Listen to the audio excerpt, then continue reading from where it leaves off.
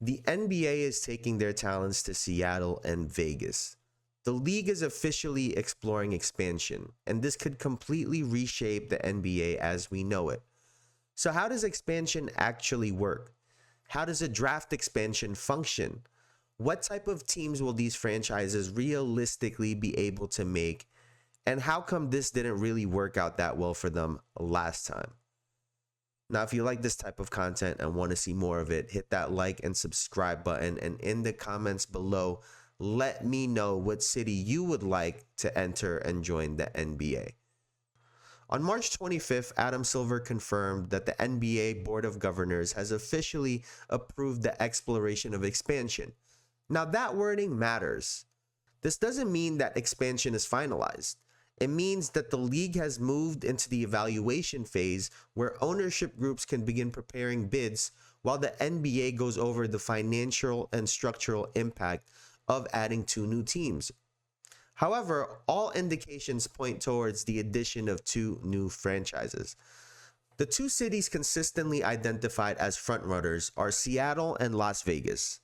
Seattle would likely bring back the Seattle Supersonics, restoring a historic franchise that left the league in 2008. That market already has a built-in fan base, a modern arena, and a strong basketball culture. Las Vegas, on the other hand, represents the NBA's future-facing strategy. The league has spent years building a presence there through Summer League and other major events, and the city has already proven that it can support major professional teams. Financially, this is massive. Each franchise is expected to cost anywhere from $7 to $10 billion, which then gets split up between the 30 existing NBA owners. So here's a rough timeline on how this process is expected to unfold.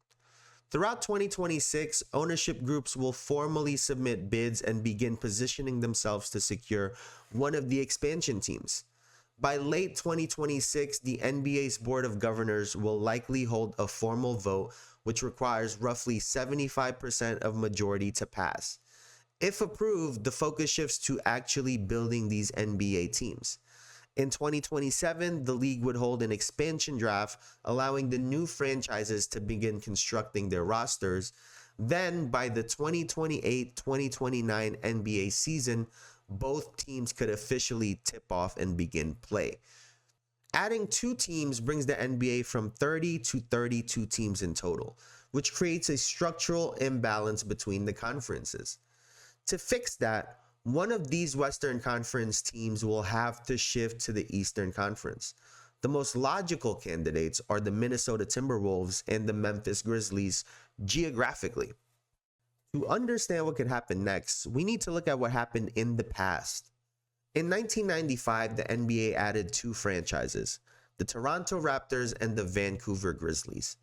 The expansion draft rules were relatively straightforward. Each existing team was allowed to protect 8 players on their roster.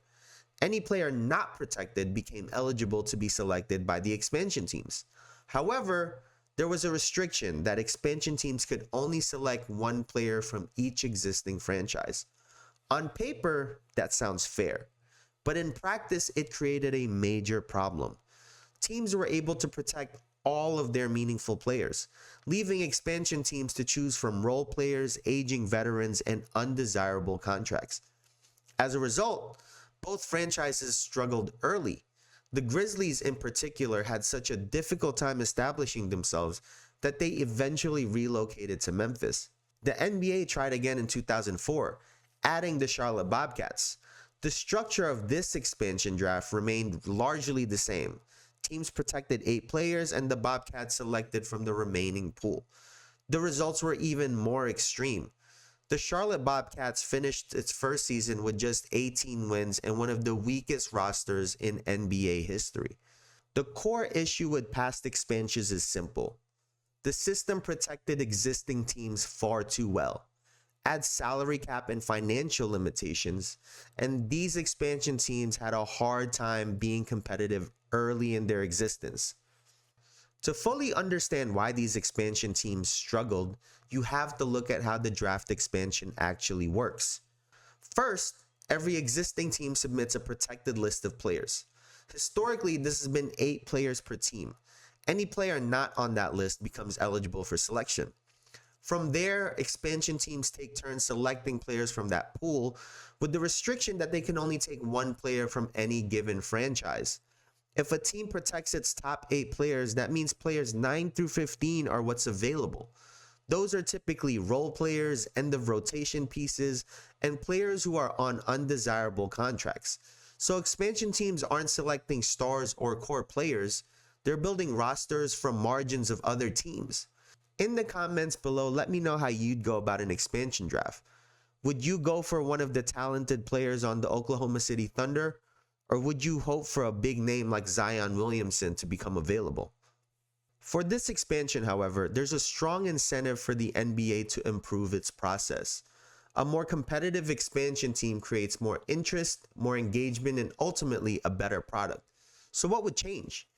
One of the most likely adjustments would be reducing the number of players protected from 8 down to 6 or 7. This would force teams to expose more meaningful contributors, giving expansion teams access to higher level talent. The league could also provide expansion teams with additional draft capital or more favorable positioning in future drafts.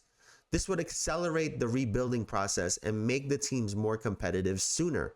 They could focus on accumulating draft picks, taking on contracts for assets, and developing young talent. This is a model we've already seen succeed with teams that rebuild strategically. So while they may not be contenders right away, they could become competitive much faster than previous expansion teams. Now that we've broken down how expansion works, it's important to zoom out and look at the bigger picture. Over the last several years, the NBA has made a series of changes that all point in a similar direction. The introduction of the NBA Cup added more meaningful games to the regular season. The NBA Play-In Tournament expanded the number of teams with a pathway to the playoffs, keeping more franchises competitive later in the year.